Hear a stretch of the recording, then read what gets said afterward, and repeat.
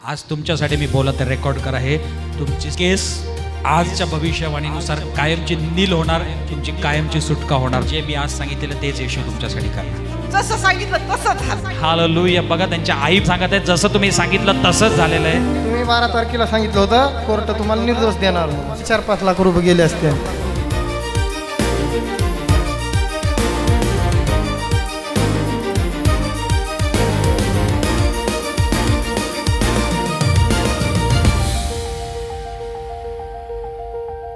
अद्भुत साक्ष आहे बहीण जनाबाई आणि त्यांचा मुलगा भाऊ प्रकाश यादव हे आई लेकरे साक्ष देत आहेत। 18 वर्षापूर्वी त्यांच्या परिवारामध्ये काही वाद झाले आणि ते वाद इतके भयंकर वाढले, त्या सांगत आहेत मारामारीची केस त्यांच्यावर लागली गेली आणि 18 वर्षापासून ते केस लढत होते। बहीण सांगत आहे लाखो रुपये आम्ही खर्च केले, इतका त्रास झाला, अपमान बदनामी, परंतु कुठल्याच उपाय उपचाराने ती केस आमच्यावरून डोक्यावरून नील होत नव्हती, कुठला मार्ग आम्हाला सापडत नव्हता। अशी परिस्थिती घरामध्ये होती।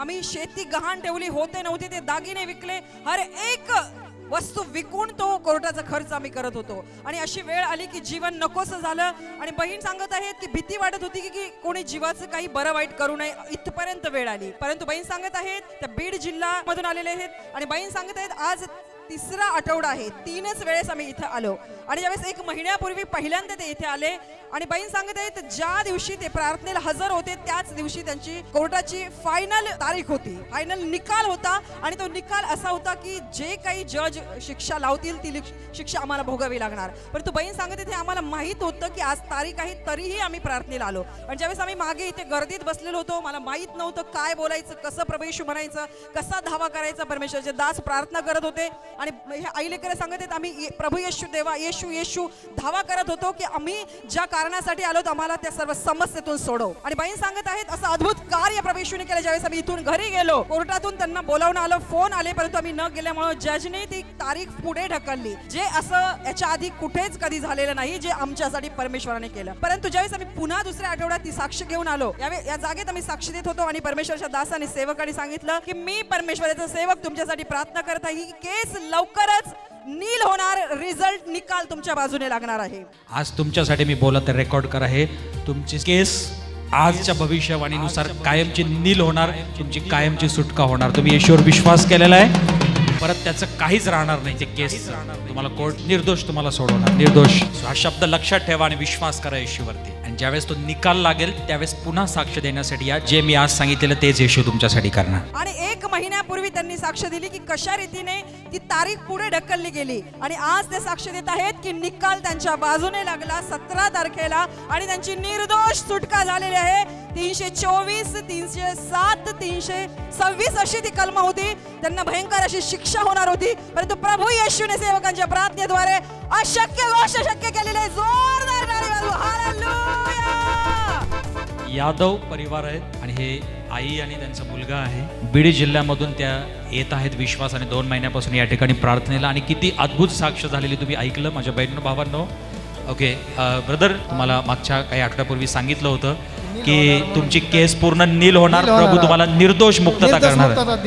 तुम्ही 12 तारखेला सांगितलं होतं कोर्ट तुम्हाला निर्दोष देणार म्हणून 17 तारखेला आणि निकाल लागला, निर्दोष आहे। सगळे केसेस सगळे कलमा खालून पूर्ण जसं सांगितलं तसंच झालं। हालेलुया। बघा त्यांच्या आई पण सांगत आहेत जसं तुम्ही सांगितलं तसंच झालेलं आहे, काहीच बदल झाला नाही त्याच्यात। मी जे सांगितलं त्याच्यात काहीच नाही, काहीच नाही, जसं सांगितलं तसंच। हालेलुया। ही खूप मोठी गोष्ट आहे माझ्या बहिणी भावांनो। 18 वर्ष चालली केस ती, किती खर्च आला असेल अंदाज तरी 4-5 लाख रुपये गेले असते। 4-5 लाख रुपये खर्च असेल, शेती गहाण ठेवली त्याच्यासाठी, वकिलाची फी साठी।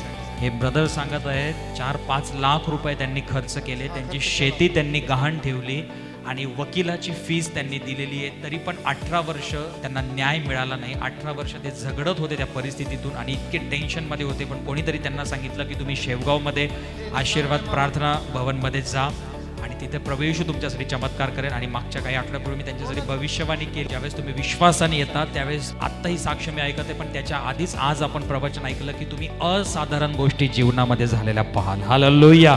साधारण गोष्टी नाही पाहणार, असाधारण गोष्टी झालेल्या पाहाल। आणि आज तो भविष्यवाणीचा शब्द जो यांच्यासाठी बोलला होता मी, तो आज येशूने पूर्ण केलेला आहे। ते म्हणत आहे की 17 तारखेला 18 वर्षाची जी केस चालू होती आणि त्या केसच्या तारखेला ते हजर नव्हते, पण ते या ठिकाणी प्रार्थनेला हजर होते. त्यांनी आपलं जीवन प्रभू येशूला दिलं आणि त्यांनी विश्वास केला.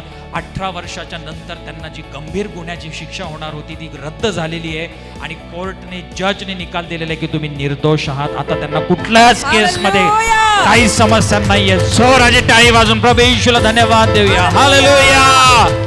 बोलो यीशु प्रभु की, बोलो यीशु मसीह की, बोलो राजाओं के राजा की.